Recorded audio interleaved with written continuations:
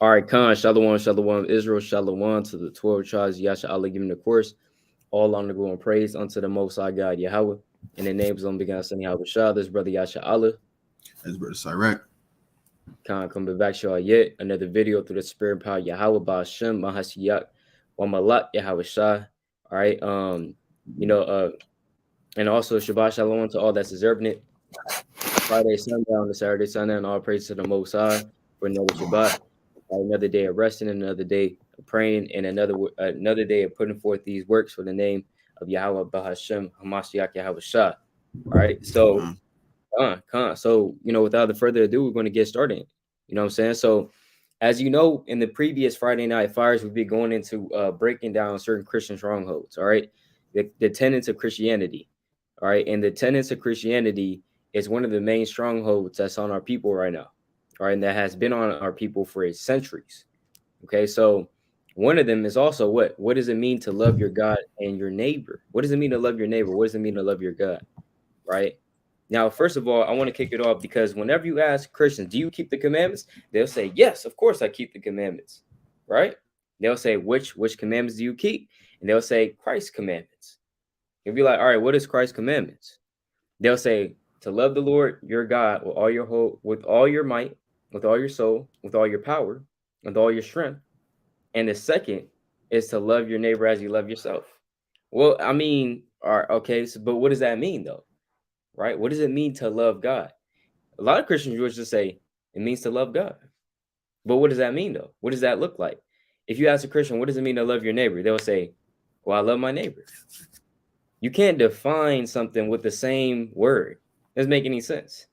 If you look up, type it in right now. If you look up love in the dictionary, it's going to pop up to love. No, it don't make no sense, man. Right? That does not make any sense. You can't define a word with with a word with the same word. You know. So I'm gonna kick it off. Right? Let's kick it off with the book of Mark, real quick. Let's go to the book of Mark, chapter 10. Right? And let's see what verse Salaki actually, right? Yeah, Khan. Actually, I want yeah, Khan. Right. Um it's like give me a sec. Let me find this precept. Oh yeah, Khan, Salaki. Mark chapter 12 and verse number 28. Let's kick it off with that. Khan, Shabbat, 28. Shalom. We fire LA in the building. Shalom. Malachian out there, Malachian. It's at Mark 12 and 28. Yeah, Khan, let's kick it off with that. And it's St. Mark chapter 12 and verse 28. It says, and one of the scribes came, and having heard them reason together and perceiving that he had answered them well, asked him, which is the first commandment of all. And Right, so Yahushua they answered asked him. Salaki. I want to touch on that real quick. They said they asked of Yahweh Shah, what is the first commandment of all? Right? Go ahead. Verse 29. And Yahushua answered him, the first of all the commandments is here, O Israel, the Lord our God is one Lord, and thou shalt love the Lord thy God with all thy heart, and with all thy soul, and with all thy mind, and with all thy strength. This is the first commandment. And the second is like, namely this, thou shalt love thy neighbor as thyself. There is none other commandment greater than these. Right. So Christians would just stop there and be like, that's all we got to do. That's all you got to do. Just love the Lord and to love your neighbor as you love yourself. That's it. There's none other commandment greater than these. And you just close the book.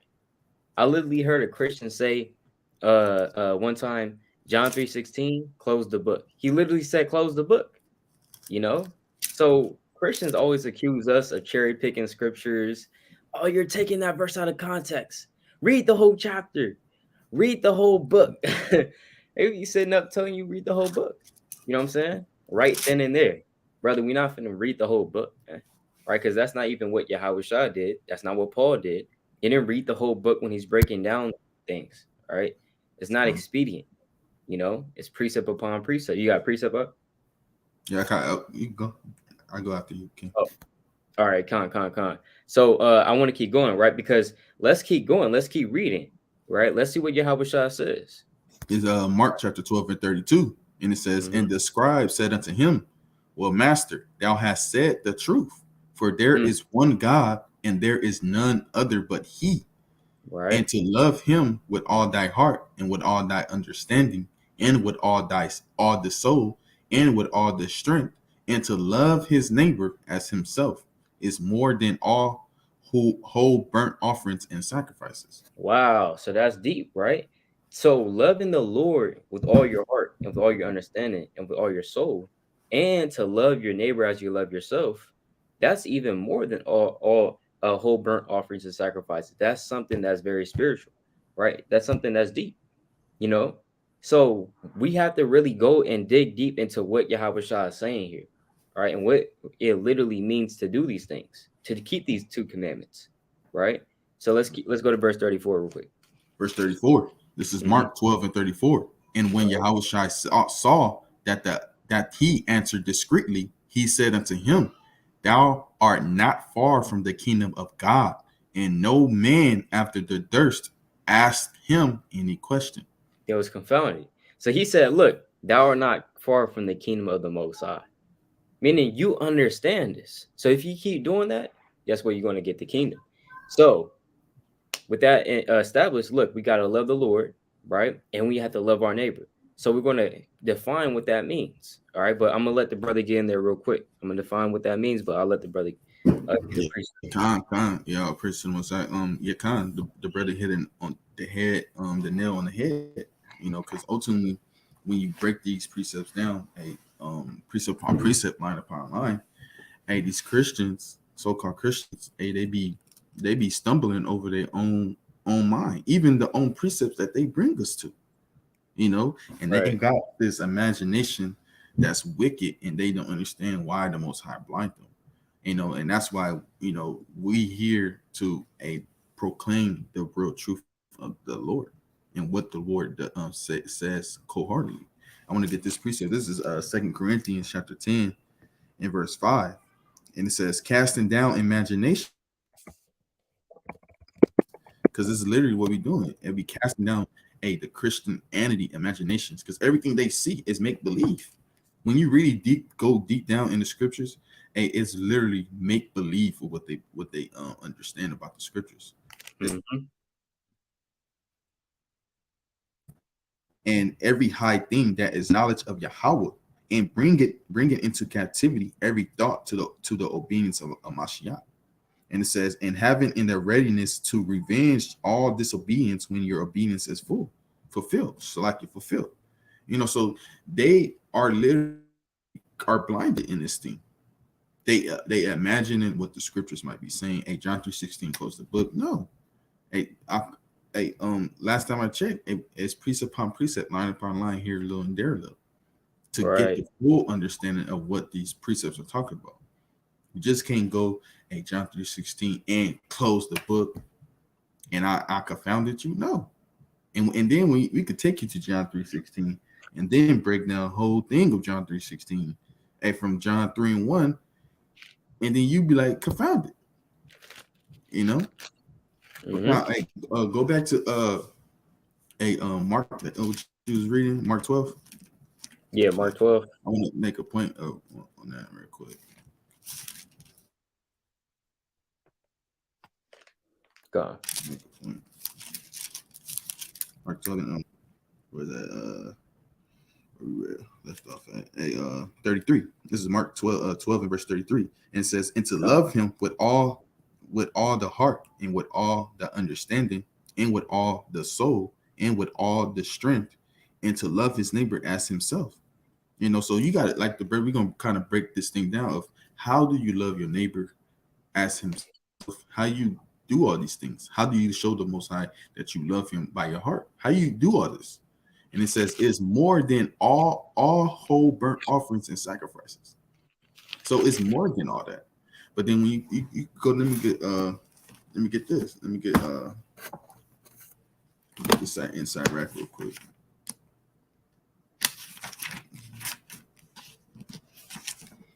Let me bring this inside rack, chapter 35 and verse 1. It says, he that keepeth the law bringeth offerings enough. He that taketh heed to the commandment, offer a peace offering. So ultimately, even you keep having burnt offerings, and even you keeping a law, is committing sacrifices to the Most High as well. So when like the brother said, we're gonna kind of make it plain through this through the precepts and why these so-called Christianity, these so-called Christians don't know what they're talking about loving a God with all their heart, and they don't understand what love is, and how you show the Most High love, how you show the Most High love. But Khan, you got to keep. Khan, that's exactly right. That's exactly right. So yeah, Khan. So let's go to the book of Romans chapter 13. You know what I'm saying? Let's break it down with the precepts, man. Let's go to Romans chapter 13 and verse 8.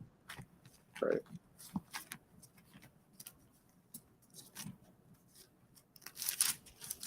Go to Romans 13 and verse number 8, man. Because Paul, he breaks it down through the Spirit. And this is Romans chapter 13 and verse 8. It says, Mm-hmm. "Owe no man anything, but to love one another. For he that loveth another hath fulfilled the law." Right. So Paul's saying, look, owe no man anything but to love one another. That's something that we owe each other as Israelites. I owe my brother Sirach my love. I owe my people my love. You know what I'm saying? Just like how they owe them, they owe me their love too. Because guess what? Mahashiach Yahushua died, or Hamashiach Yahushua died for all of us. So that's why we owe each other that love, right? And Christ, the law, it shows you what that love is. Because look, Paul is saying, he that loveth another, if you love your neighbor, right, you have fulfilled the law. How is that possible? Let's keep going. Right? Continue on. It says, verse 9, "For this thou shalt not commit adultery, thou shalt not kill, thou shalt not steal, thou shalt not bear false witness, thou shalt not covet.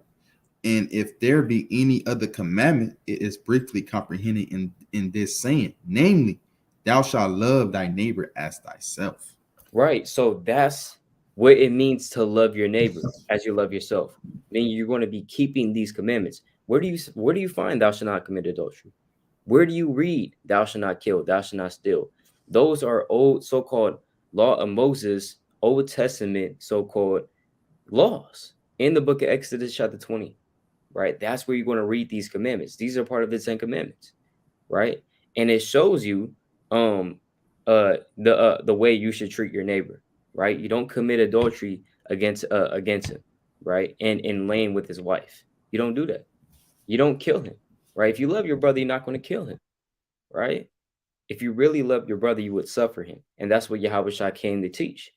He came to teach mercy, right? Let's get that real quick. Let's go to first let's go to John 1 and verse 19 real quick.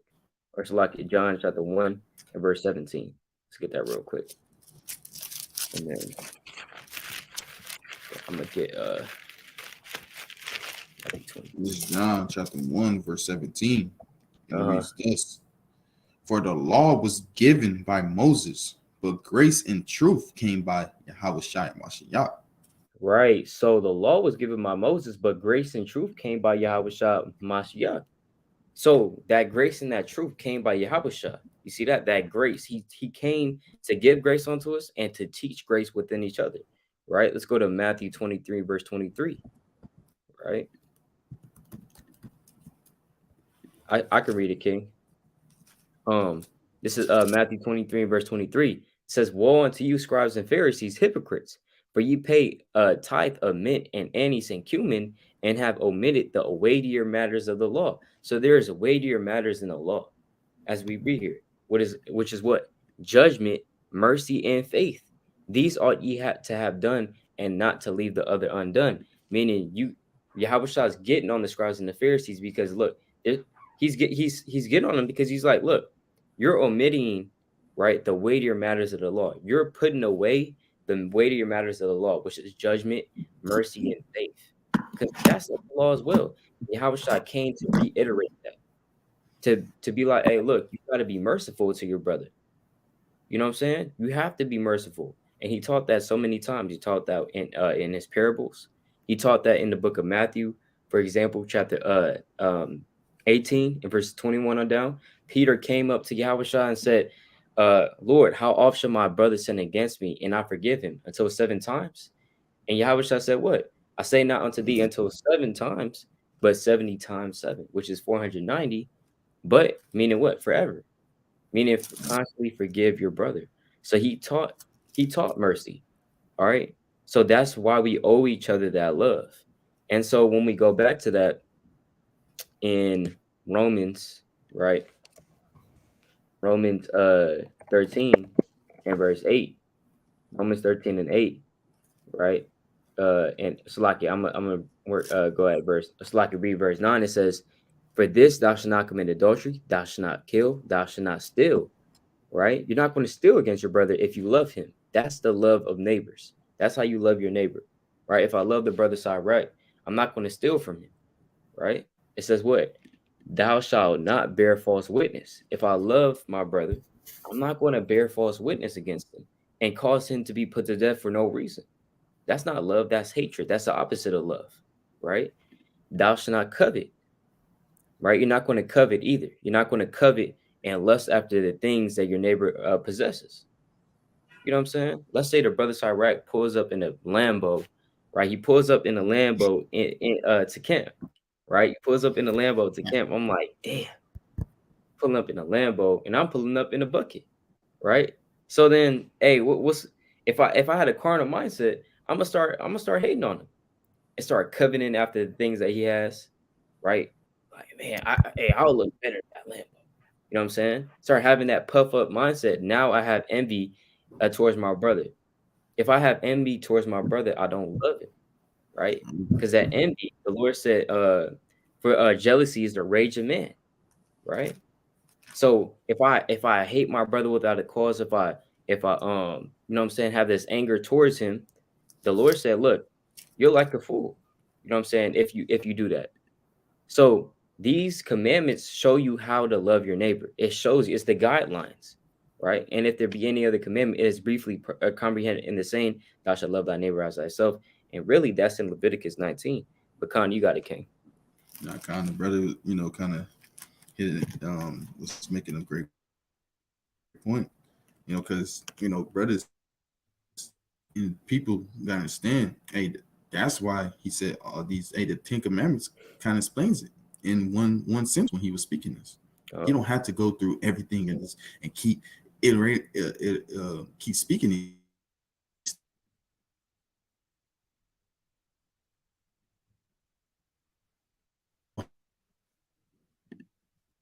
Have to do that.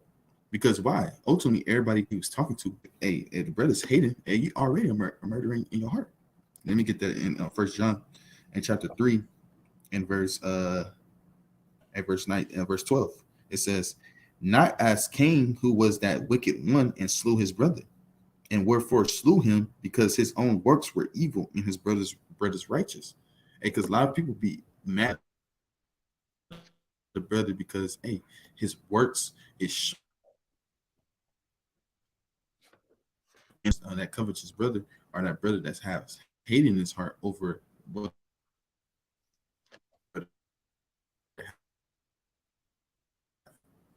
Okay, turn on. It says, "Marvel not, we know that we have passed from death unto life, because we love the brethren." Because ultimately, hey, that's how you love your brother. And we love our brethren because we're not gonna hate on this man. We gonna applaud this man, anything he do. His achievement is my achievement, and that's how we gotta look in this thing. You can't be out here be mad covetousness about anything. It says, "He that loveth not his brethren abideth in death." So you already should be, get you a tombstone, right here lies, whoopty whoop, whatever your name is, and get in and get in your grave, because you already in death. Your body is already seeking out a tombstone. And it's verse 15. It says, "Whosoever hated his brother is a murderer." So you don't have to pick up a gun, shoot him, stab him, put poison in his food. No, if you hating on this man, you already a murderer. And that's not how you show love. Because like the brother was saying, all this always is go back to the law. When you go back to the law, Leviticus, Exodus, it literally states how you hate your brother. It literally states, hey, don't be a don't be covetousness. Hey, thou shalt not kill, or thou shalt not murder. So when you read those things, hey, in a law, you can't neglect the law without taking account of everything. So they want to neglect the law, but the law puts us in order, and even that's what Yahweh Shah was teaching. Come on, let me get this real quick. This is First John, chapter 5, and verse 2. It says, "By this we know that we love the children of God." And who are the children of God? Your fellow brethren, your sister, and the children. And this is how we know that we love God. When we love God and keep His commandments. So everything in Romans, we don't do. That's literally all the commandments. Damn near all the commandments, literally to a T. And it says, "For in His commandments are not grievous, for whatsoever is born of God overcometh." It's like it says, "For this is the love of God, that we keep His commandments, and His commandments are not grievous." So we know, loving your brother is not a grievous thing. Hating on your brother is not a grievous thing. You shouldn't be hating your brother. Like I said, his achievements is your achievements. He pull up in a Lambo. Hey, the brother got a Lambo. All praises to the Most High. Now I'm trying to see, hey brother, how you get one of those? Then you and he gonna show so much love. He gonna teach you how to get one. Right. And that's another side of things. And brother, not hate on you. I'm like, nah, I don't want you to have nothing. We all want to be on the same playing field at the end of the day. Khan, you got a king. Khan, that's right. That's right. Yeah, that's exactly right, man. And he's bringing out good precepts. And so with that, I want to also go into what the word love means. All right. Now we're reading the Greek New Testament. The KJV, all right, was in terms of its New Testament, was translated from the Textus Receptus. All right. That's the Greek New Testament. So we have to study Greek in order to have the full understanding of the text. I always say that you always have to look at the original language to fully understand the text, right? So, and what's interesting is when you go to verse 16 in that same chapter in 1 John 3 and 16, right? It says, "Hereby perceive we the love of God, because He laid down His life for us, and we ought to lay down our lives for the brethren." You see that? So real quick, I got John 15 verse 12. It says, "This is my commandment, that you love one another as I have loved you. Greater love have no man than this, that a man lay down his life for his friends." Reason why I'm reading this is because love in the scriptures is seen as an action. It's seen as an action. It's not really seen. Now you do have the word, you have many words for love in the Bible, right? You have many words for love in the Bible. I should say in the Hebrew and the Greek, rather, right? Let's look at the lexicon real quick. Watch this. So you see here in even in the Hebrew, you have different words for love, different variations of the word. You have aha, that's the main word for it. Okay. And you have different pronunciations, you have different words for it. Beloved, lovely, you know what I'm saying, as an adverb or as a verb or as a you know what I'm saying, different word structures. Okay. And when you go down for the Greek, you have many different I mean, you have a lot of variations of the word love as well. Okay, but the main word are these two words right here. All right, so I want to touch on this word real quick, right? Strong's G26, and I'm gonna let it play. Strong's G26, agape. Agape. So agape, right? Agape, or in the English it would be pronounced agape, right? But it's really agape in the Greek, right? So it defines it as affection, goodwill, love, benevolence, brotherly love. All right, love feast. So really, agape is defined as love as an action. Okay, and we're going to read that because let's go to the book of First John. Right, let's go back to that in First John. Uh, First John, Salaki. You said what? What you want? First John what? 3 and Salaki 3 and 16. 16. Con. Yeah, no, I'm gonna just pull it up though, con. So you see that word for love right here is strong G26 agape, right? For love in that verse. So John is saying, look, here's how we know that God loved us because he laid down his life for us. That's how you know he loved you because he did an action. So the same thing with us.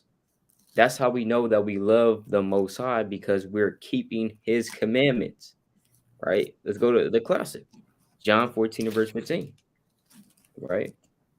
Let's go to the classic, John 14 and verse 15.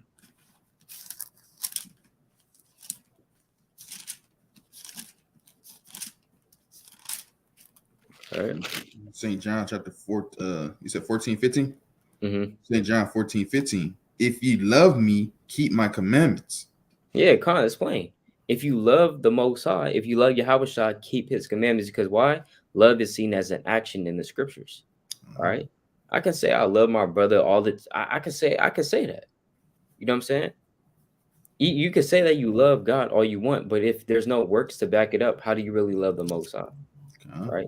If I said that I love if I said I love my parents, but I never did anything that they told me to do though.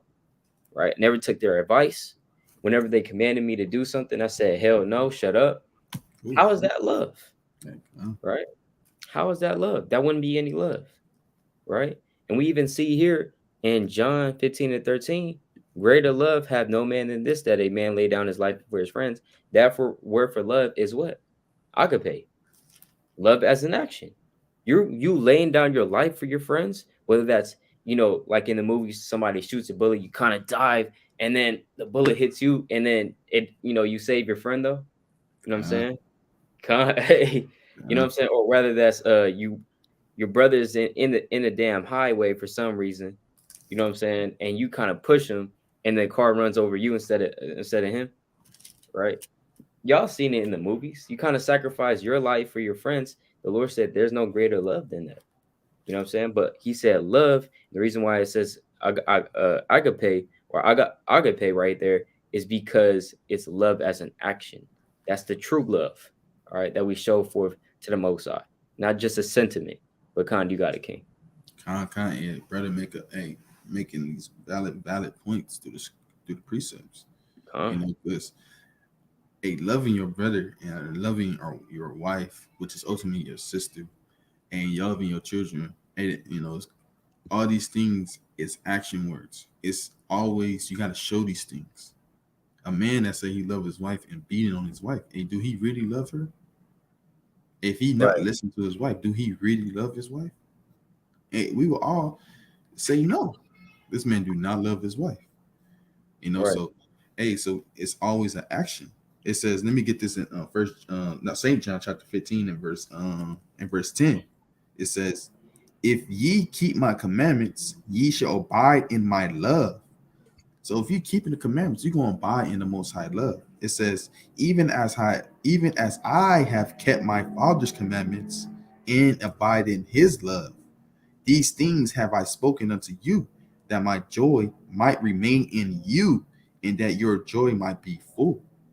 Hey, so that's a cut to, that's another precept you can show that Christ kept the commandments. That's right. Because he abided in the words of his fathers. And also another commandment, also another cut to, him and his dad is not the same person. Or him and the Most High God and the Son of Man are not the same people. It says, verse 12, this is my commandment, that ye love one another as I have loved you. So the Most High is commanding us to love each other as he loved us. And we got to ask this question. So like, you got to ask this question. How did the Most High show he loved us? Hey, the Most High literally, like the brother was saying, he literally laid down his life for his whole nation. A lot of men can't say they would do that. Hey, Yahushua literally laid down his life for his people. And it goes back to what the brother brought out in the precept. There's no better cause than to blame your life for your brother. Let me get this in Sirach chapter 25 and verse 1. It says, In three things I was beautified and stood up, beautiful both before God and men, the unity of brethren, the love of neighbors. So the love of neighbors. So you show your neighbor your love. And what? And the Most High love that. It says, and continue on, a man and a wife that agree together. So we know ultimately how we show our neighbor love. Because ultimately, what did Christ do? And he literally laid his life down for the church. And what better cause is that? Let me get this in 2 Corinthians chapter 2. I mean, sorry, 2 Corinthians chapter 5 and verse 14. It says, for the love of Amashiach constrained us, because we does judge that if one died for all, so he showed his love by what? Dying for all. Dying for who? The Israelites. Then we are all dead, and that he died for all, that they which live not henceforth live unto themselves. So now, hey, since the Most High Yahweh, and he died for us, he died for us, and we got to show him that unbeknownst a love to what? Die for our nation. We're not only living for ourselves no more. We got to be able to stand firm and stand grounded and rooted and planted, and we will never be moved. And what? Die for our brethren and show the Most High that we love him, and show our brothers that we love them and our sisters. It says, but unto him which died for them and rose again. So that's what we got to, our mind frame got to be on that kind of playing field. Yeah, we not Yahweh Shai, but hey, we gotta be in the same image as him, and we gotta walk in his stature, in his ways. That's right. And that's loving your brother. Hey, willing to die, put your life on the line for him, get beat, get bruised up, get scourged. Khan, you got it, King. Yeah, Khan. That's exactly right. That's exactly right. And those are mighty precepts. So it shows you that love is an action, man. All right, stop playing with the Most High, man. Stop playing and saying, "Oh, I just love God." Like it's just a feeling. Like it's just a feeling. Like I just feel. Christians, you all about damn just feeling, bro. Where in the hell did the Lord say just listen to your feelings, bro? Hey, Jeremiah 17:9. What does that say? I'm gonna pull it real quick. It's all good, right? It's the book of Jeremiah, chapter 17 and verse number 9. Right? It says what? The heart is deceitful above all things and desperately wicked. Who can know it? So the heart is deceitful and Salakia, the heart is deceitful above all things and desperately wicked. Who can know it? Who can know your heart? You know what I'm saying? The Lord even said that, look, there is a way that seemeth right unto a man, but the end thereof are the ways of death. So you can even be feeling like you have this feeling that God loves you or that you love God. But if it's not according to the precepts, then what are you feeling? Do your feelings really matter? You know what I'm saying? So, yes, you can have love in terms of like a feeling and, an unexplainable type feeling like you have towards something, like a passion, right? You have this passion for something, right? A very liking to, right? That's what love can be defined as well. As we even see in the Greek, right? You have the word, Lucky, I want to just get this real quick. So, Strong's G25, agapao. agapao is the second derivation, aside from agapae, right? But it comes from this word. Strong's G5368, phileo. Phileo, to love, or to kiss, to show signs of love. To love is a verb, right? And it comes from this word, right? Strong's G5384, philos, right? Philos, which goes back to the classical Greek, all right? Homer and all them, right? Which is it defines it as a friend, an associate, friendly, right? But love can be also defined, even in the Greek, they kind of say like they have this word for love, which describes like a sentiment, like a feeling. Here's the thing though, we're not talking about that though. We're talking about love as an action, because according to the words of Yahushua, That is the greatest love you can have. You can have a feeling for somebody, you can have a feeling, but if you're not showing forth, you know what I'm saying, and acting upon those feelings, what is your love? It's not really anything, right? Just like how faith without what works is dead. It's the same thing, man.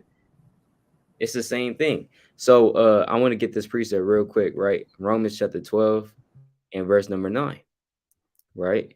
It says, and also Salaki, before I get that, I want to make a quick point. Let's go to the book of John 21. Go to John 21 and verse number 15, right?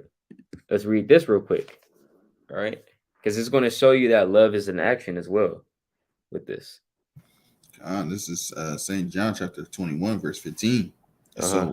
So when they had dined, Yahushua said to Simon Peter, Simon, son of Jonas, lovest thou more than these? He said unto him, Yea, Lord, thou knowest that I love thee. He said unto him, Feed my lambs. So you said, feed my lambs. He said, Simon, Simon Peter, son of Jonas, lovest thou me? Like, do you love me? He said, Yea, Lord, thou knowest that I love thee. He said, I can imagine Yahushua being like, all right, you say you love me, right? Feed my lambs. You know what I'm saying? Because you can, again, like how we, the brother was saying too, like you can say you love somebody all you want, but the thing is, if you're not showing forth those actions, love as an action, how can you really say that you love them? All right. The Lord said, open rebuke is better than secret love. No one just loves secretly. You want to show that forth openly, and love comes in different ways. Charity, all right? Love can come in the form of doing a video. That's love for your nation. That's love for your God. Love can come into the form of what? You giving alms. Well, that goes hand in hand with charity, right? You teaching your people. That's love. That's a great love. Laying down your life for your friends. Even going out to teach on the highways and byways. That's you even laying down your life, all right, for your friends, all right. Everything, keeping the commandments. It's so many forms of love, all right. But there, it has to be an action there for it to be validated, all right. So it's like, yeah, I'm gonna get this and I'm passing to the brother. But this is Romans 12 and verse 9. It says, "Let love be without dissimulation. Abhor that which is evil, cleave to that which is good." I want to touch on this word for dissimulation, right? The Lord said, or through the hand of Paul, and this word, mind you, this word for love is agape, all right, agape. So it says, "Let love be without dissimulation." What does the word dissimulation mean? All right, I'm gonna play this real quick. Strong's G 505. Anupakritos. Anupakritos. So it means unfeigned, undisguised, sincere. All right. And so what the etymology of that word is what? It's essentially alpha, right? Strong's G1 alpha. Alpha. Alpha, which is the letter A, right? Which is really the letter A. All right. It says the first Greek letter of the Greek alphabet. So just like how in English you might put have the word, or it's like the letter A in front of a word. And what that does is it's a negative participle or a particle. It's a negative particle. So meaning what? Not or no. And even in the etymology, it will say this too. A as a prefix meaning not without or not without, from Greek a and not, the alpha privative. You see that? So for example, asexual, not no sexual, meaning you have no sexual or you're not attracted to any sex. All right. Agnostic, meaning a meaning without or not. Gnostic meaning what? Wisdom, right? Or to know, so like it to know, right? So without knowing or not knowing, because the belief of agnosticism is that you are not sure if there is a God or not. You see that? So that's where we get that from. So it's the same thing with Greek. So when we go back to this, got alpha, all right, as the prefix, and you got this word as the main Strong's G 5271. Hupakrinamai. Hupakrinamai. All right. And that word looks a lot like what? Hypocrite. All right, hypocrite. So what that word means is to reply, answer, to simulate. That's the definition we want. To simulate, feign, pretend. All right, to pretend, to feign. All right, not real. In the Bible Hub, it will say this: to act as an hypocrite, properly, not a phony.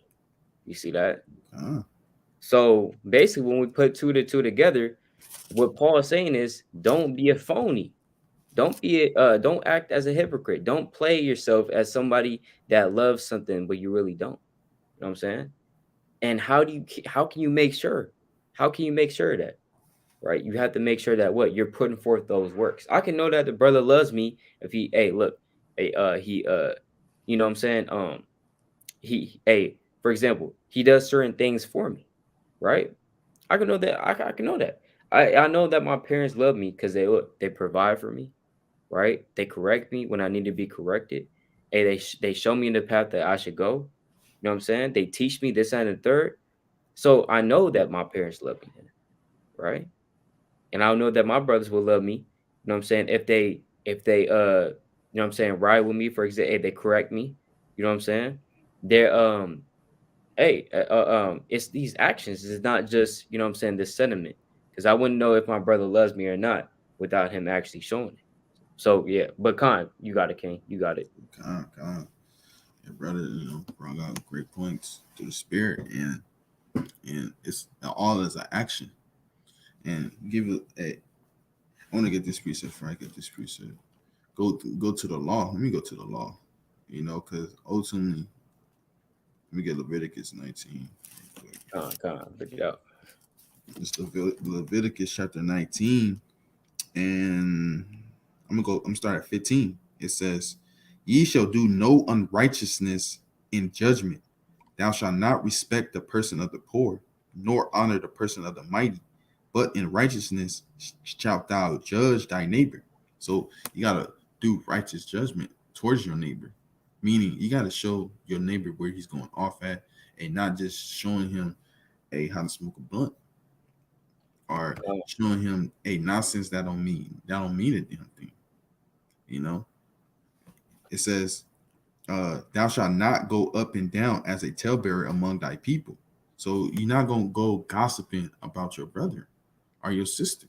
If you really love him, I'm not gonna go and tell Yasha out of business to nobody, because ultimately, that's ultimate betrayal. Going down talebearing or talking about somebody else's business. That's not love. That's not actions of love. It says, "Neither shalt thou stand against the blood of thy neighbor. I am the Lord." And that's a lot of people be doing that.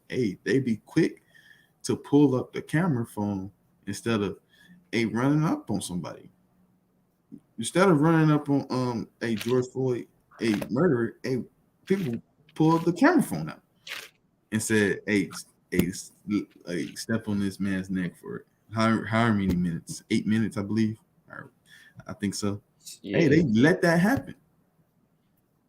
And why you watch this man's knee on his neck? You didn't do nothing but pull out a camera phone.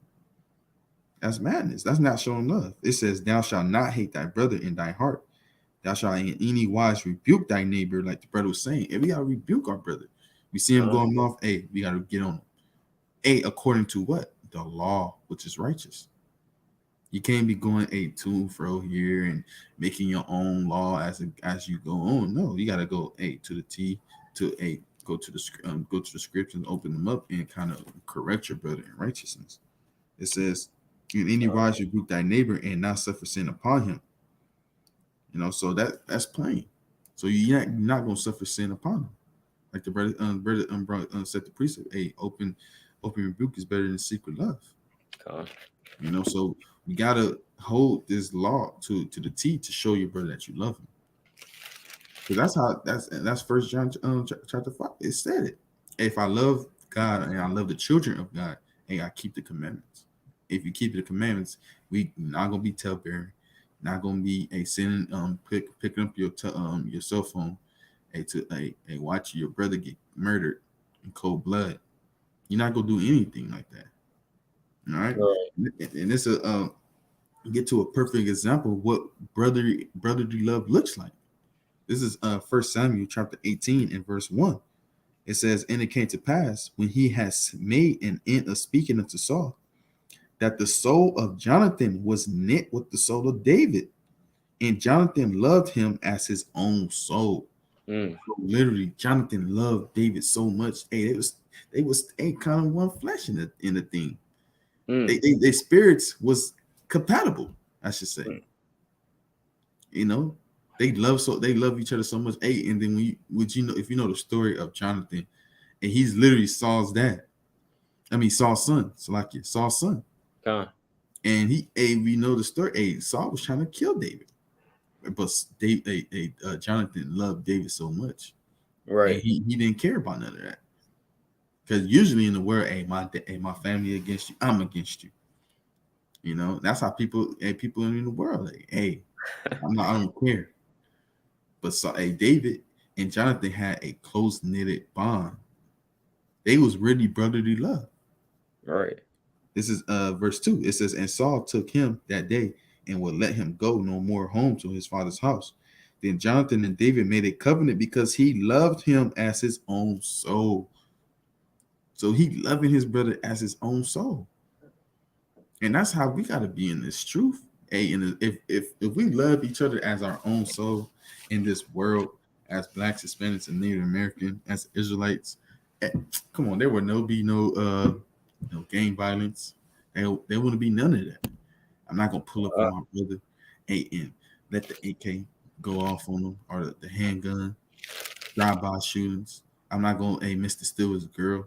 I'm not gonna do any of that. I'm gonna love him, respect him, and honor him because that's my brother. Because I wouldn't want that. I wouldn't want that to happen to me. I wouldn't want nobody messing with my red. I wouldn't let nobody trying to come on where I stay at and shoot my house up, or standing outside my grandma's home just to find me, just so they could try to kill me. You know, so, and that's madness. Like the brother just said, that's madness. that's stupidity in this thing. But Khan, you got it, King. Khan, beautiful points, man. Khan, that's right. And I want to bring out this precept too on that. To let me back what the brother was saying.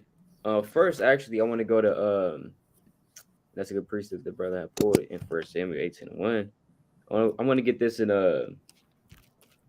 Ephesians. Yeah, Khan. We get Ephesians chapter 5. Because even Paul says that too, right? Ephesians chapter 5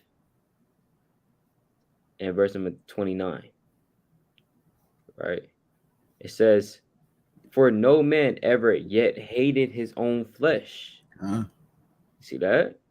So no man has ever yet hated his own flesh. You don't see I don't ever see Jake walking down the street start just slapping himself. Right? Hey, I'm talking about Jake in his right mind. Right. I was gonna say, there's some things out here. Hey, not right mind, man. Hey, the Lord said He's gonna smite us with blindness, with madness, man. You know what I'm saying? In astonishment of heart. You know, so I'm talking about Jake in his right mind. All right. I'm pretty sure Paul talking about Jake in his right mind too. All right. So if you're in your right mind, you don't hate your own flesh. You know what I'm saying? What do you do? But what? But nourish it, and cherish it, even as the Lord the church. So you're going to cherish your flesh. You're going to nourish it. You're going to give it your body what it needs. You know what I'm saying? You should be eating your vegetables, right? Eat your vegetables, eating your fruit, staying healthy, relatively healthy, all right? Because if you're not doing those things, this is what the book of Sirach says. Let's go to Sirach 14:5. It says, he that is evil to himself, to whom will he be good? He should not take pleasure in his goods. So if you being evil to yourself, right? You smoking cigarettes, you smoking 2 packs of cigarettes every day, right? You smoking 2 packs. Hey, that's madness. You said what up? I said, man. Yeah, kind of. I said, damn. You smoking cigarettes, you vaping You might smoke some weed, you know what I'm saying? God.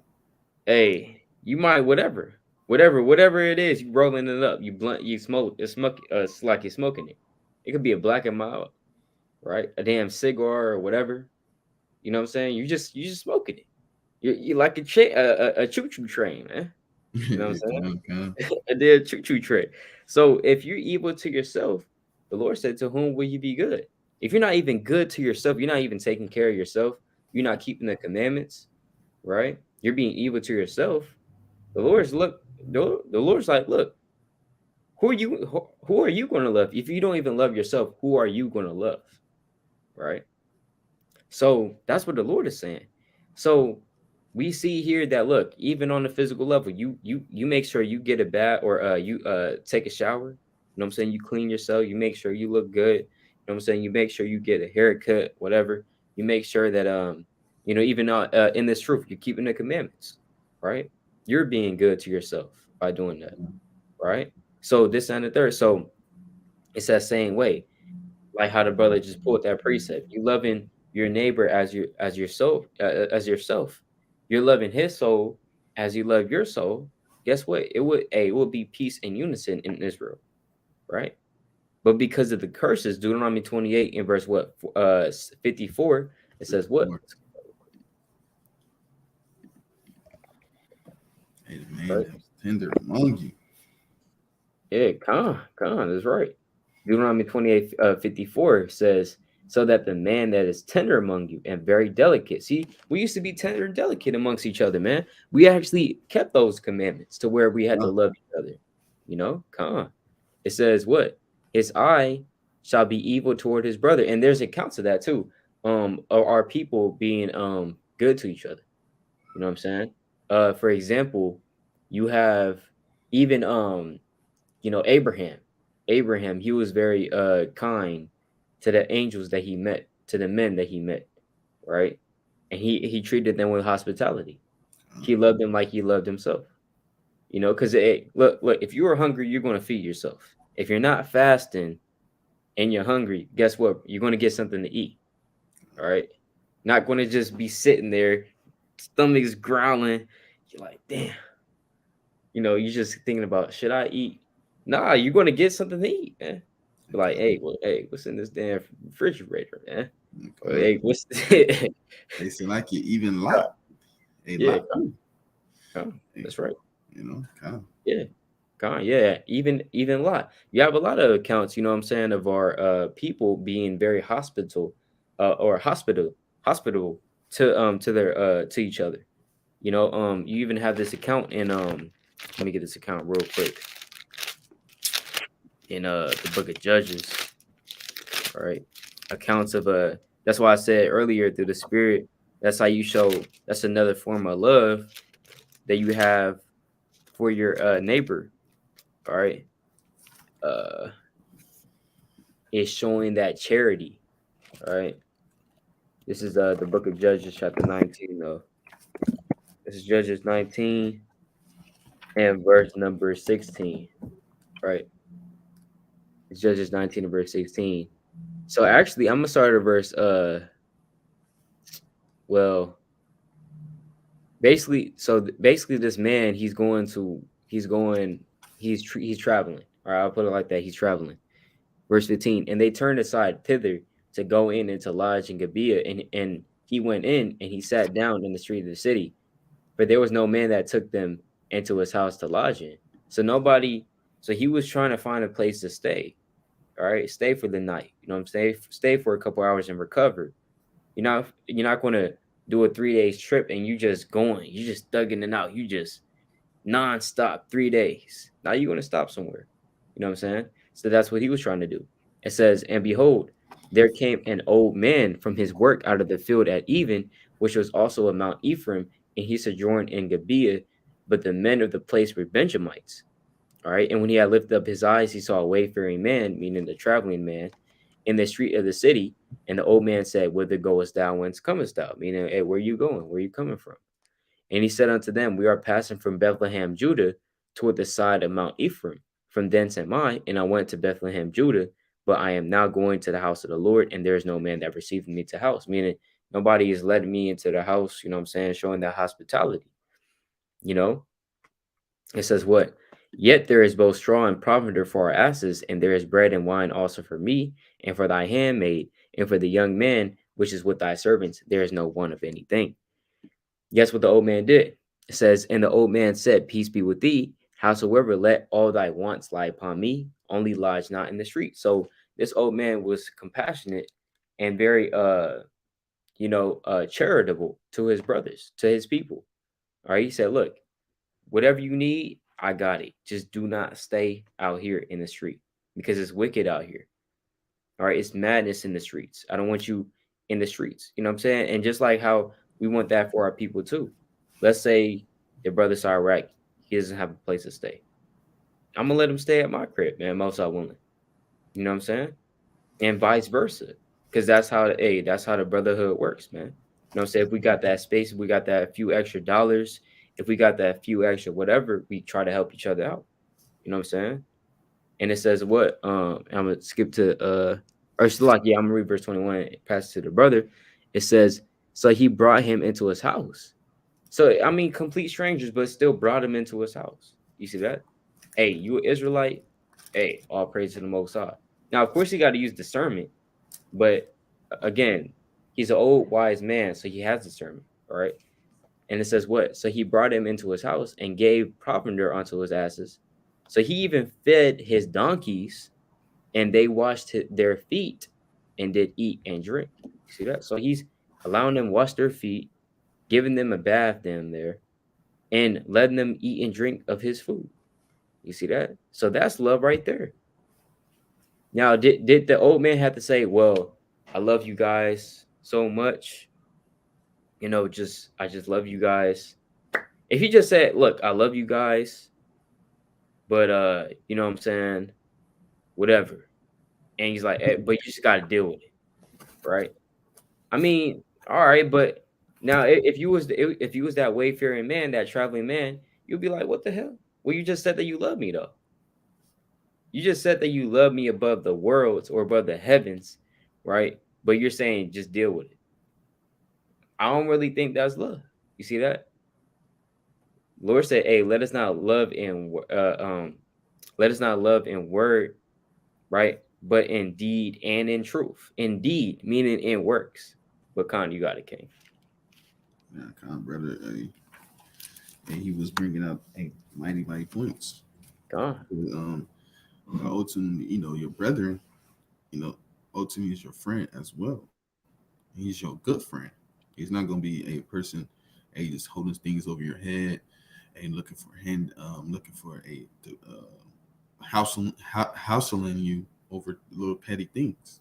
A good friend is going to be a good friend regardless of ups and downs and around and rounds and turnarounds. Kind of. But let me bring this out. This is Sirach chapter 6 in verse 7. It says, let me get to the point. Verse 7, it says, if thou wouldest get a friend, prove him first, and be not hasty to credit him. And so when you get a friend, you gotta be mindful to prove that person. Meaning, make sure that that man is an upstanding man, or that woman is an upstanding woman. You can't just give somebody a good friend title or a BFF title and say that friend, that man or that woman is your BFF, and they didn't do nothing. You didn't prove nobody. You didn't say, they didn't go through ain't no trials or tribulations that y'all went through. Ain't nothing, But you hasty to prove that, to give that friend or that title as BFF, best friends forever spirit. Right. Just because that person gave you a piece of gum, he probably thought your breath stink. How you know? You don't know. He probably like, yeah, she needed gum. She needs a stick of gum. And gave her a piece of gum because you asked and he gave you one. Like, you needed it in his head or in her head. She like, you needed that. Okay. But it says, I'm gonna read again. It's Sirach 67. It says, if thou wouldest get a friend, prove him first, and be not hasty to credit him. For some man is a friend for his own occasion, Hey, cause some people is your friend when you have things. Hey, some friends is like I said, hey, just because you needed that stick of gum and your breath was stinking. It was only for occasion. It's not all the time thing. It says, if thou wouldest get a friend, prove him first. That's like in verse 8. It says, for some man is a friend for his own occasion, and will not abide in the day of thy trouble. And just like them, hey, some brothers won't even shelter you, and they're supposed to be your friend. Like Con. the brother brought like the mighty priest said, hey, some people, hey, get on. Abraham, hey, I'm not gonna cook you nothing. What if Abraham was like that? What if Lot was like that as well? Like, no, don't take them. Take my daughters. His daughters. They died not known a man. These two angels came, hey, and Lot said, take my daughters instead. That's love. It says, and it says verse 9, and there is a friend who being turned to enmity and strife will discover thy reproach. Again, some friend is a companion at the table and will not continue in the day of thy affliction, but in thy prosperity he will be as thyself and will be bold over thy servants. If thou be brought low, he will be against thee and will hide himself from thy face. Separate thyself from thy enemies and take heed of thy friends. This is the point. Verse 14. A faithful friend is a strong defense. Mm. Hey, a friend is gonna be a hey, he's right behind you. You getting you need anything, he gonna be able to shelter you. You need anything, he gonna probably give you the last dollars out his pocket. If you need anything, he'll give you a sweater. That's a real friend. He gonna be a defense. He's gonna be there for you at all times. Not sometimey, not when he feel like it. Not when you come up on some money. Right. You know, because a lot of things that be happening in the world, man. Right. Brothers be doing business, so-called business with each other, and then brothers be having money, and then things start getting sour because what money went low on the brother. And now brother's like, hey, what happened to the brother? He used to come around all the time, but now he don't show up. Because you don't have no more money, buddy. Right. You broke. You don't have no money. Hey, it's Matt. You don't have no more weed, no weed, no bottles, and that's how wicked Jake act. Hey, the brother had no weed. He don't have no bottles. I ain't dealing with him no more. So, let me read again. It says, "A faithful friend is a strong defense, and he that hath found such one hath found a treasure." So, a faithful friend is a treasure. You gotta hold on to that thing. Let me drop down 15. It says, "Nothing doeth countervail a faithful friend, and his excellence is invaluable." So him being faithful, he's invaluable. That means he's expendable. You can't get him. Don't throw him away. He's got high value to himself. Verse 16. A faithful friend is a medicine of life. So a faithful friend is a medicine of life. You know, he's going to be able to heal you and get in the scriptures to build you up. Not scoff at you. Just because you're at the lowest state right now, he's not going to kick you when you're down, kick you when you're already low. It says, and they that fear the Lord shall find him. So only time you'll get it is if you fear the Lord. So ultimately a friend is not ain't gonna leave you out on the cold. And that's a good friend. That's how you show your brotherly love. That's how you know if you really love somebody. And that's how we should all love our people like that. We should not be like that towards any of our people of any tribes. You should, hey, we brethren. Let's stick together. Hey, Khan, you got a king. Con. Those are valid points, man. Valid points, exactly. And I want to get this precept on that real quick in the book of Sirach, chapter 13, and verse number 4. You know, where because we want to love our people, man. We want to love our people. We know that some of our people are shiesty, though. You know what I'm saying? And not all of our people deserve the certain type of level of love that we might give to people that's most dear unto us. Because of course, you know, you got brothers like Jake in the world. He's our brother because he's of the stock of Israel.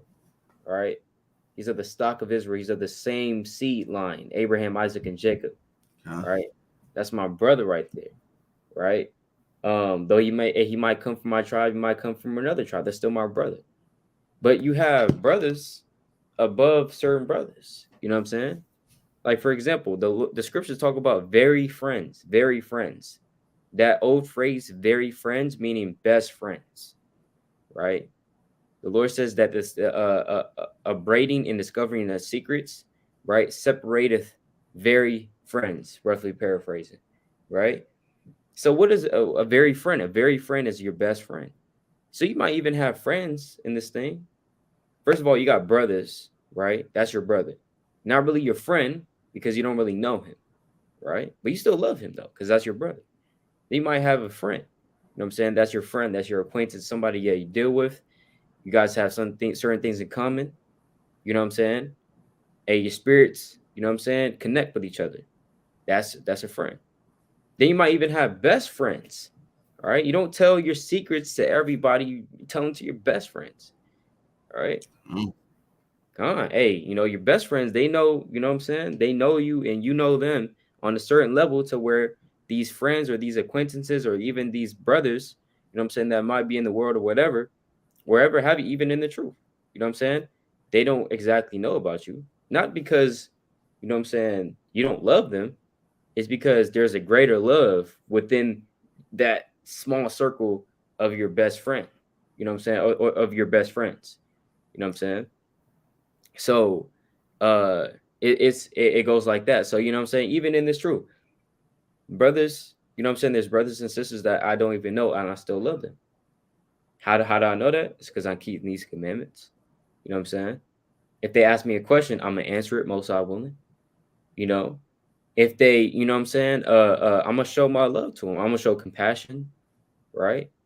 I'm not gonna talk evil again, evil of them. I don't even know them, right? God forbid, right? These things we should not do, or we should do, right? Towards our brothers, but you have best friends, all right? So I'm gonna get this real quick. We have to also make sure that our love is not abused, all right? Sirach 13 and verse 4, it says, if thou be for his profit, he will use thee, but if thou have nothing, he will forsake thee. So that's on like Jake, Shiesty Jake. We know how Jake can get, right? He's gonna use you, you know, he's gonna use you for your love. Let's say you giving this brother, you know what I'm saying, money, you're asking for it. That's why the Lord said, when you do good, know to whom you will do it, right? Roughly paraphrasing the book of Sirach, chapter 12, right? I'm gonna start verse 1. Actually, it says, when thou wilt do good, know to whom thou doest it, so shalt thou be thanked for thy benefits. You don't want to just give to a person who doesn't really necessarily deserve it. All right. You don't want to show that great love, you know what I'm saying, to a person that doesn't even deserve it. And he doesn't, you know what I'm saying, give it back too.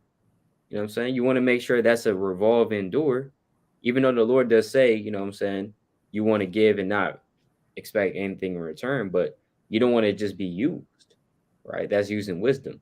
It says, if thou be for his profit, he will use thee. But if thou will have nothing, he will forsake thee. Just like how the brother pulled that precept. As soon as bad things happen, now you're trying to call that brother, hey, you know what I'm saying? Or no, it's like you trying to call him, you're not answering the phone though, right? And you're texting him, but he's ghosting you. See that? Change his number on you. Change his number. You get that nasty the number you have. Have down. Has been disconnected. Right, exactly. God. Hey, Dan changed his whole number, man. Right? Because he sees that you're down and out now. Right? Hey, that's madness. That's madness. So it's like in verse 5, it says, if thou have anything, he will live with thee. Yea, he will make thee bear and will not be sorry for it. See that? So we know that's Esau, and we know that's the wicked of our people too. But I want to get this precept real quick. in the book of Proverbs, right? Khan Salaki. Want to make sure I have this precept. Uh, um, Yeah, that's Jake though, King. That's Jake the team. You know, he'll use and abuse you and then throw you away. Like it yeah, ain't nothing. yeah, like nothing. So those type of men, you don't want to show your utmost love for. Of course, you still love them, right? You pray for him. That's another form of love. All right, love isn't just, hey, let me borrow Dan $20. All right, King. But you don't pray for the brother. You know what I'm saying? You don't correct him when he's going off. He's literally eating a whole damn pork sandwich with fringes on, man. You know, a whole pork sandwich with fringes on. Talking about, hey, that's in the Old Testament where Christ has made all things clean or something. I don't know, right? Some damn doctrine, and he's saying, "Hey, let me hold $20." No, King. I'm not going to give you that $20. You eating pork right in my face with fringes on, man. Man, Khan. You know. You found that precept, King? Yeah, Khan, I got it right here. Okay, I want to bring out a precept on what we were just talking about. All right, Khan, you got it after me. This is Book of Psalms, chapter 37, verse 21. It says, "The wicked borroweth and payeth not again." Right? So the Lord said the wicked is going to borrow but not pay back again. You know what I'm saying? We want to pay our brothers back. He gave you a ride, to camp or whatever, or whatever. Or whatever the case may be. You know what I'm saying? He might have gave you some food or whatever. We want to be able to like pay that back, whether that's through actual money or some other generous act, right? Uh-huh. The Lord said that the wicked borroweth and payeth not again. So you Jakes, you shiesty you Jakes that want to use people and use and abuse their love that they have towards you. You know what I'm saying? Hey, that's wicked according to the eyes of the Lord. It says what? But the righteous showeth mercy and give it. You see that? So we want to be a part of that number that shows mercy and gives. What kind you got? Yeah, Khan. And making them points of like, he got to know, like the brother was saying, he can't. I'm not finna give a some alms or charity to a brother that's literally eating a pork sandwich in my face. Right. No, I'm not doing it. Why would I do that? So you could go buy your now you don't buy your pack of cigarettes next. All right. That's next. No, you know you gonna get a eighth now, eighth of some weed, a Zaza. Now that's what you're doing. So we got to know who who you giving your money to. You know, and I want to bring that precept because that's important. This is Sirach chapter 12, or giving your alms to, or charity to. This is Sirach 12 and 1. It says, when thou will do good, know to whom thou doest it, so shalt thou be thanked for thy benefits. Do good to the godly, and thou shalt find a recompense. And if not, and if not from him, yet from the Most High. So, like the brother said, if we don't get the recompense, from the brethren or from the sister, it's okay. We will get our recompense. Where? From the Most High. He gonna ultimately grant you that recompense. Probably tenfolds, double fold, triple folds. And verse, this is the point. Verse 3: there can no good come to him that is always occupying evil, nor to him that giveth no alms. Give to the godly man and help not a sinner. So it's plain. I'm not finna help a Jake that's eating a pork sandwich right in my face with fringes on, or a Jake or Eve in the world. It's impossible, because I don't know what you might do. What you might do with that money. What you might do with anything. I don't know. It says, give to the godly man and help not a sinner. Do well unto him that is lowly, but give not to the ungodly. Hold back thy bread and give it unto him, lest he overmaster thee thereby. For else thou shalt receive twice as much evil for all the good thou shalt have done unto him. And so the Most High gonna turn it back around, and you gonna get evil unto you. You giving into that. You steady giving that brother $20 that's smoking cigarettes. You steady supporting his habit, supporting his sin. And Most High gonna turn it right back on you and give you twice as evil. Mm-hmm. It says, hey, for the Most High hated sinners and repay vengeance unto the ungodly, and keepeth them against the mighty day of their punishment. So give unto good and help not a sinner. And that's plain. So you got to understand who you giving alms to, who you giving charity to. It's not that you say you don't love the brother or love the sister. No, I'm gonna give you something else. What, I'm gonna rebuke you. I'm gonna show you that type of love first, and Right. and get you in order and get you on a straight path. And Calm. ultimately, hey, charity might come, alms might come, if you really need something. Because ultimately, the reason why you in a predicament is why? Because you sinning. So I'm gonna help you get out of the situation instead of pacifying you out of that situation. Because it's basically like drugs. You keep feeding, you keep smoking, it's just pacifying your pain. And that's basically what a sinner. You're not gonna give a sinner keep giving them money. It's like a addict. You're not gonna keep giving them money talking about, hey, just go to rehab. I promise I'll give you this and give you a take you and get you to rehab. No, you're gonna have to, hey, I'm not giving you nothing, I'm cutting you off. Get yourself together. And then ultimately what that person ultimately trying to get themselves together. They lost all their friends, their family. And now they want to get themselves together. And then what? Now the parents or the friends is dealing with them again. You know, you don't give a sinner, keep enabling the sinner. No. Correct them first, get them in order, boom, boom, boom, boom. Get them in through the law, statute, commandments, and then alms and charity and all that good stuff gonna come. So Kyle, you got a king. Con. That's right. That's right. Yeah, Con. And so like where we at? Okay, Con. So yeah, Con. And also want to touch on the point too that and because we know that overall, right, keeping the commandments is love, right? It is love. So for example, the commandments teach that what? The commandments teach that look, you have a social hierarchy in the commandments, right? You have a social hierarchy in the commandments, right? So loving your neighbor, remember, like how the brother brought on Leviticus 19, your neighbor is someone of your own nation, right? So that means that look, I'm gonna prefer this brother, I'm gonna prefer my own people, all right, over any heathen. You see that? That's what the Bible commands us to do, and that's love as well. All right, I'm gonna get. Hey, people, hey, Christians don't believe that's in the Bible, man. Watch this. Ethnic hierarchy, damn. Uh, social economic status. Right. Yes. A video with the old Edomite talking to the young Jakes and Eve in the class talking about, yeah, I believe my race is superior. He used the ethno.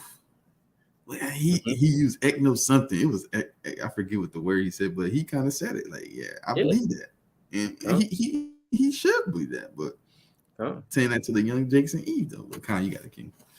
Yeah, I was like, why would we say that to them? They're not gonna understand that.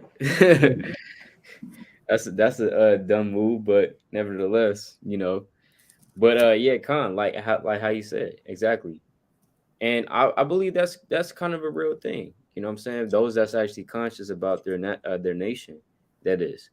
You know what I'm saying? If you're conscious about your nation, meaning like your nation's culture, your nation's languages, stuff like that.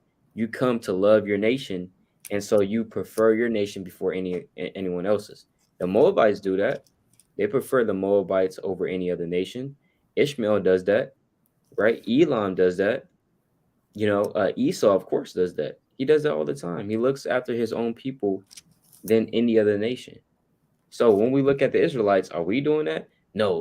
Uphold Esau. Uphold Esau. Bro, I don't give a damn about him, man. Right, come. Yeah. Why are we trying to uphold Esau? Right? Why are you trying to lift him to the stars and try to be so selfless? Right? You can't just be there's a such thing as being too selfless. Right? There's a such thing as being too nice. There's a such thing as being too much of anything, man. You know what I'm saying? So I'm gonna get this precept. Let's let the Bible talk through the Spirit, man.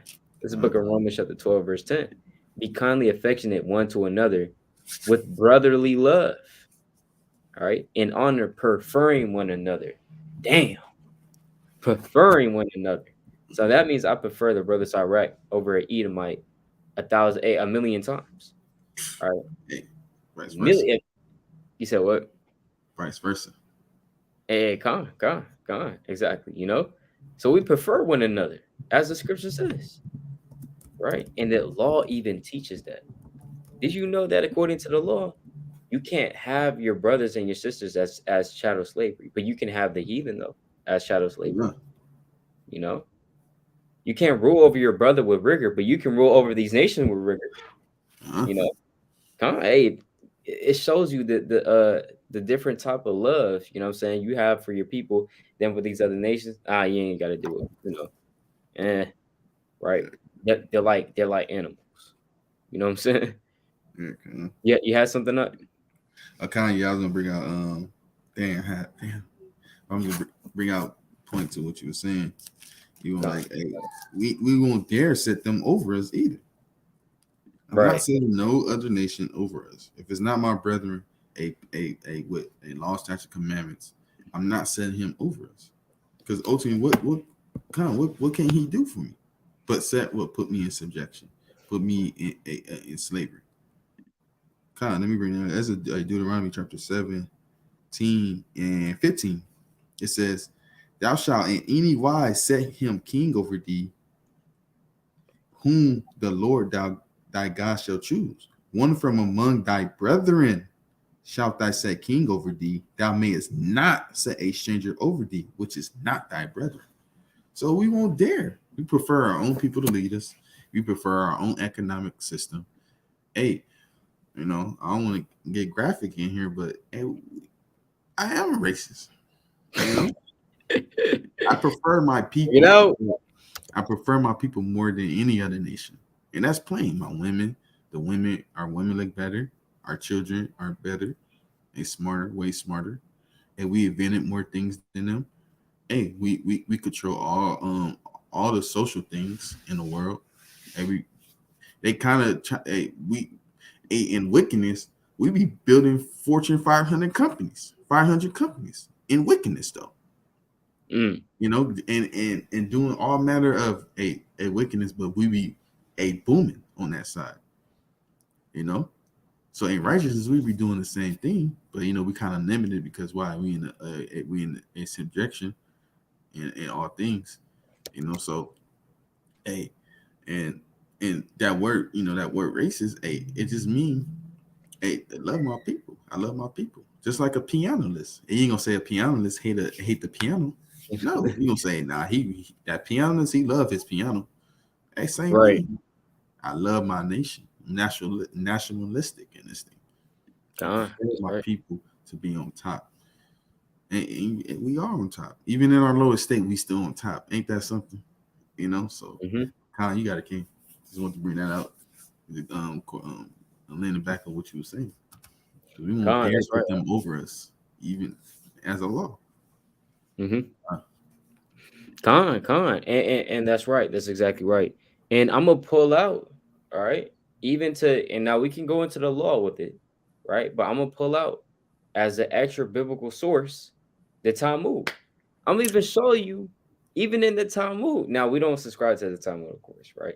But I'm just saying, people that you know what I'm saying might watch this video, Christians that this and the third, whatever. I'm even showing you in the Talmud that guess what? A Jew is 10 times better than a Gentile. You know what I'm saying? Now here's the thing, right? I'm gonna show you this real quick. This is the Bava Mitzvah, right? Slakia Metzia 114b, right? It says this, right? It says, I'm gonna just get to the point, all right? Because it's not, you don't have to cover your head when this is coming up, all right? You women. And for the men, you don't have to, all right, let me take off my hood, you know what I'm saying? You don't have to do that. Get disrespectful. Hey, you know, can't disrespect. Look, all right. It's not the Holy Scriptures, anything like that. All right, but it's just showing you that this is how even the Jewish people look at the goy, the heathen. All right, which hey, sometimes you can kind of agree, like, all right, yeah, damn, you know what I'm saying? But it says what? Rabbi Shimon ben Yochai says that the graves of Gentiles do not render one impure, as it is stated. Meaning, when you touch the grave of a Gentile, it's saying, look, you're not impure. And here's his reason on that. As it is stated, and you, my sheep, the sheep of my pasture, are men. Ezekiel 34:31, which teaches that you, i.e., the Jewish people, which are, Israelites, are called men, but Gentiles are not called men. Since the Torah states with regard to ritual impurity imparted in a tent, if a man dies in the tent, Numbers 19:14, evidently impurity imparted by a tent does not apply to Gentiles because they're not people, they're not men, right? So Hey, that's what sound very familiar. You said what? Hey, sound very familiar. Hey, come on, that's right. Hey, David even said, not to support it, but Psalms 49:20, man that is in honor and understanding not is like the beast that perish. So the Talmud compares the goy, the heathen, to animals. They're not even considered men, right? So y'all thought that the Bible was racist? Y'all thought the Bible was racist, right?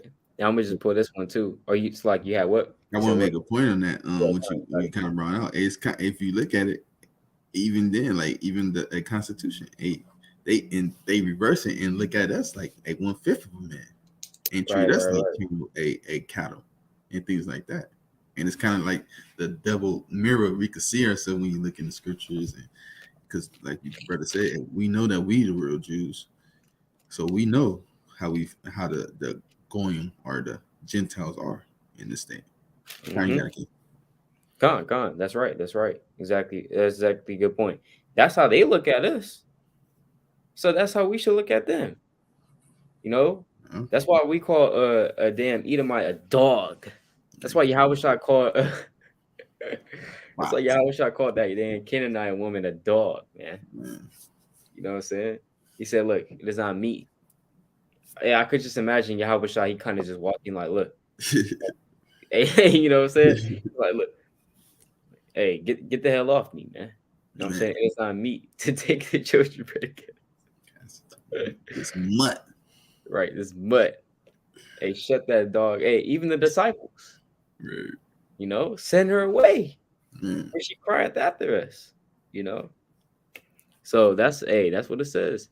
But here's just one more Talmud verse to show you that even in the Jewish tradition, so-called, that's how they look at heathen too, right? This is a Mishnah Torah, murderer and the preservation of life, chapter 4 and verse 11, I believe.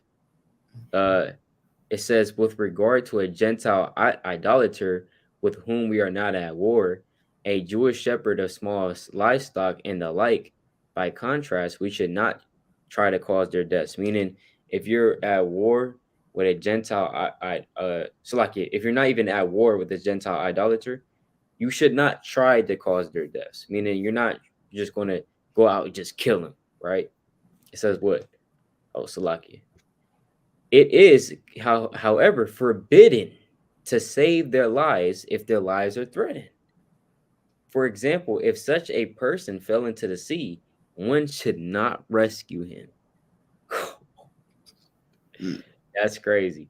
Leviticus 19:16 says, as a brother brought out, do not stand idly by while your brother's blood is at stake. This does not apply with regards to such individuals because they are not your brothers. Damn. That's crazy, but technically it's right. It's right. We don't view the heathen as our blood brothers. No, we don't see them as that because they're not our people. So technically we don't have to do nothing. You know what I'm saying? We don't have to do nothing. So yeah, Khan. So that's crazy. So that's in the Talmud. So you thought that the Bible was racist, right? And kind of shalom, shalom, king. Yeah, like how you said, hey, we the best nation anyway, right? You know, we the best nation anyway. Con. And Salakia, real quick, I just want to show this in the law. All right, we had one example, right? Chattel slavery, and in Deuteronomy, real quick, just to show this, 15. Deuteronomy 15 and verse 2. Okay. And this is the manner of the lease. Release. Every creditor that lendeth aught unto his neighbor shall release it. He shall not exact it of his neighbor, or of his brother, because it is called the Lord's release. Right? So every creditor that lendeth aught unto his neighbor, meaning you're like a lender, you should release it in the what? In the 7th year. All right? Because it is the Lord's release. Of a foreigner thou mayest exact it again, but that which is with thine brother, thine hand shall release. Wait a minute. So that means that of a heathen, I can be like, hell no, you got to pay that. But with my brother, I can be like, nah, you know what? It's the Lord's release. Forget about it. That's showing that what you're preferring your brother over this damn heathen, you know.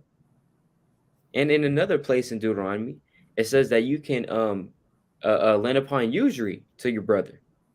All right, so like to the heathen, but you can't do that with your brother. All right. So it just shows you that.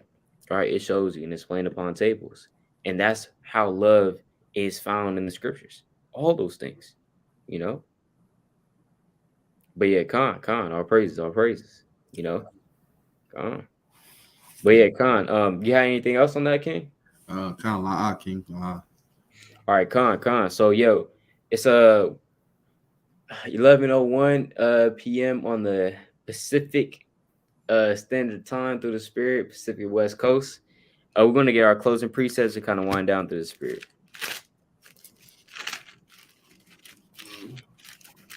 I don't know if you had yours. Oh, it take hella long to find mine, honestly.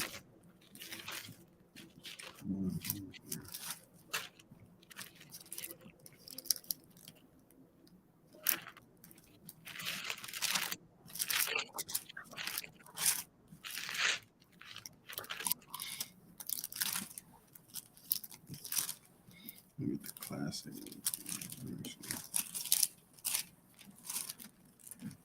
God, yeah, you got yours first, then. Let me see.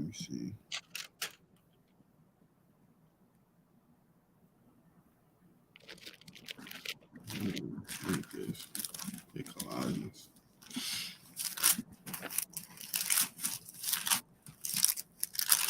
Colossians chapter 1. Verse 25. This Colossians chapter 1, verse 25. It says, whereof I am made a minister according to the dispensation of Yahweh, which is given to me for you to fulfill the word of Yahweh. So that's what it's all about. We're here to fulfill the words of the Most High Yahweh and give it to the people unapologetic, and truthful with all sincerity. It says, even the mystery which hath been hid from ages and from generations, and now is made manifest to his saints. So it's being manifest to the so-called blacks, Hispanics, and Native Americans, to the Israelites, and is made manifest, and it's given to his saints. So that's what it's all. That's what it's all about, and that's what we was doing in this life through the Spirit of the Most High. Let me get this last precept, King. Let me get this.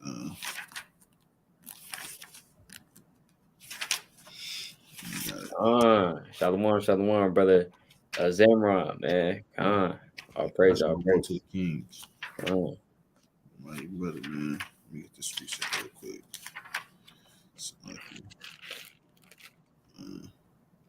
It says, this Sirach chapter 24 and verse 34. It says, behold, that I have not labored for myself only, but for all them that seek wisdom.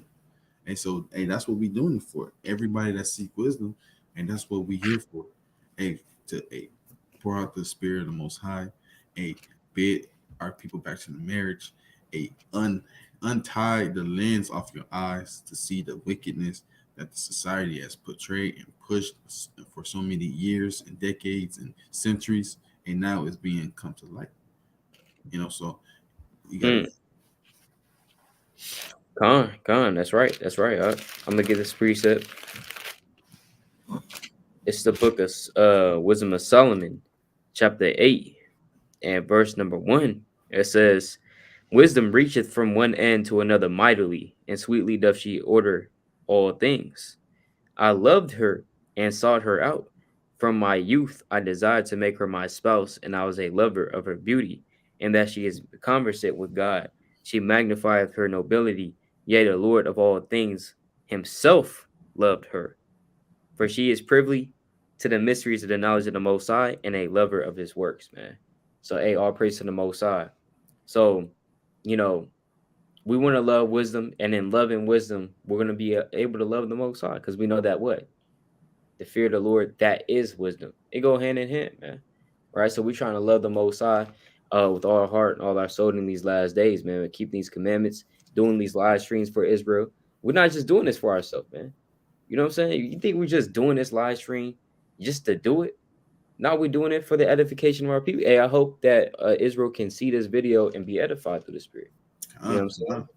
God, so we doing it for our people, our nation, and so and for the love of wisdom, man, through the Spirit, right? So with that, all praise to how about Shin Habashah, this brother Yasharala. His brother Sirach. Come back to y'all yet another video through the Spirit power Yahweh by Shema Masab Malaki Habashah Shalom. Shabbat Shalom to all the mighty brothers on the live stream right now. Kwam Yasharala, Shalom. Shalom.